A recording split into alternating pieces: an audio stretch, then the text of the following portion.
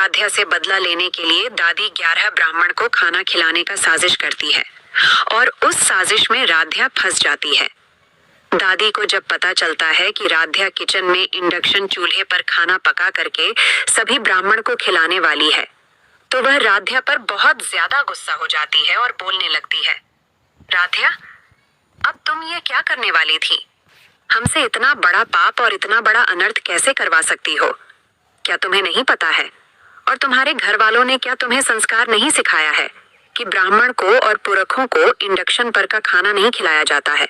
इसी बात से गुस्सा होकर के दादी तुरंत इंडक्शन चूल्हे को तोड़फोड़ करने लगती है और पूरे किचन में सामान को बिखेर देती हैं। और तभी मित्तल परिवार के सभी लोग आ जाते हैं। फिर दादी करती है राध्या के साथ बहुत ही गलत। जी हाँ दोस्तों, आप सभी के फेवरेट सीरियल मन अति सुंदर में आ गया है एक नया ट्रैक, जहां एक तरफ प्रथम और राध्या धीरे धीरे एक दूसरे के करीब आ रहे हैं और वहीं दूसरी तरफ दादी अब दोनों लोगों को अलग करने के लिए एक और नया ड्रामा करना शुरू कर चुकी है। और राध्या को सबकी नजरों में नीचा दिखाने के लिए दादी और उर्मी ने मिलकर के इतना बड़ा चाल चली कि राध्या फंस गई उनकी जाल में। हालांकि दोस्तों, अगर आप लोग भी चाहते हैं कि प्रथम और राध्या हमेशा हमेशा के लिए एक हो जाए, तो अभी इस वीडियो को एक लाइक करके चैनल को सब्सक्राइब कर लीजिए, नहीं तो बाद में आप लोग भूल जाते हैं।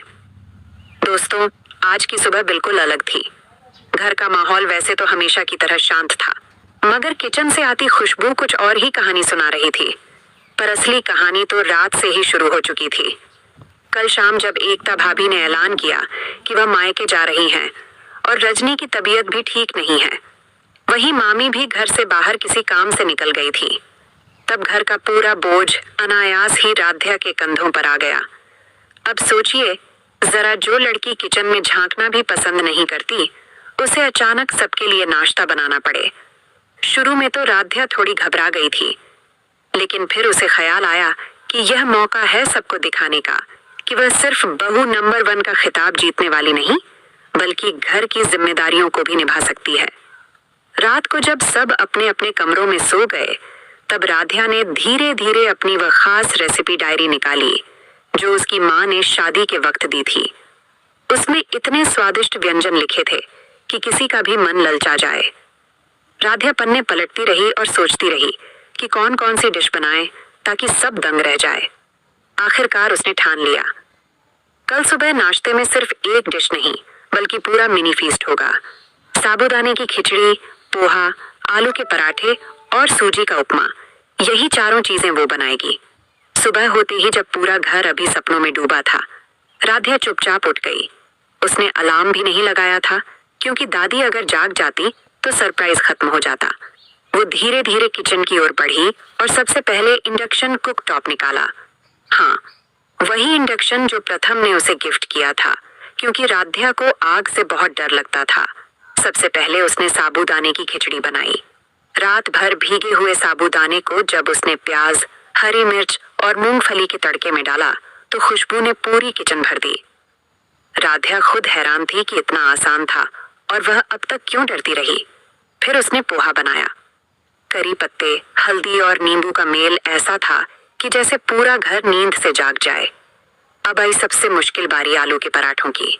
बेलन उठाकर जैसे ही उसने पहला पराठा बेलना शुरू किया, वो गोल कम और नक्शा ज्यादा लग रहा था। राध्या खुद अपनी कोशिश देखकर हंस पड़ी, लेकिन उसने हार नहीं मानी। बार बार बेलते बेलते आखिरकार उसने पराठे गोल बना ही लिए और जब तवे पर सुनहरे होकर पराठे सिकने लगे तो राध्या के चेहरे पर गर्व की मुस्कान आ गई। सबसे आखिर में उसने सूजी का उपमा बनाया। शुरू में थोड़ा डर लग रहा था कि कहीं नमक तेल ज्यादा कम ना हो जाए, लेकिन जैसे जैसे वह पकता गया वैसे वैसे राध्या का आत्मविश्वास भी बढ़ता गया। जब तक सूरज पूरी तरह निकल आया, तब तक किचन से चारों डिशेस की खुशबू पूरे घर में फैल चुकी थी। ओम जी सबसे पहले जागे। उन्होंने तकिए से सिर उठाया और कहा, अरे यह तो होटल जैसी खुशबू है, कौन बना रहा है? बुआ भी आंखें मलते हुए उठी और बोली, वाह, लगता है आज तो कोई खास दिन है। दादी ने हमेशा की तरह शक जताया, खुशबू तो आ रही है, पर खाना खाए बिना कैसे पता चलेगा कि वाकई में अच्छा बना है या सिर्फ मसाले का खेल है? थोड़ी देर बाद जब सब लोग ड्राइंग रूम में आए तो उन्होंने देखा कि टेबल पर नाश्ते का पूरा मेला लगा हुआ है। 4-4 डिश, हर एक से उठती भाप और लाजवाब खुशबू। और तभी किचन से ट्रे लेकर बाहर आई आराध्या। उसके चेहरे पर आत्मविश्वास और आंखों में एक चमक थी। ओम जी ने चौंकते हुए पूछा, ये सब तूने बनाया है बेटा? राध्या ने मुस्कुराते हुए सिर हिलाया। जी, मैंने ही बनाया है। बुआ ने सबसे पहले पोहे की प्लेट उठाई और एक बाइट ली। उनकी आंखें चमक उठी। उन्होंने कहा, अरे वाह, यह तो बिल्कुल परफेक्ट बना है। सच कहूं तो राध्या, तूने आज कमाल कर दिया। दादी ने तुरंत टोका, अरे चुप रहो, खुशबू अच्छी है तो क्या, स्वाद अच्छा हो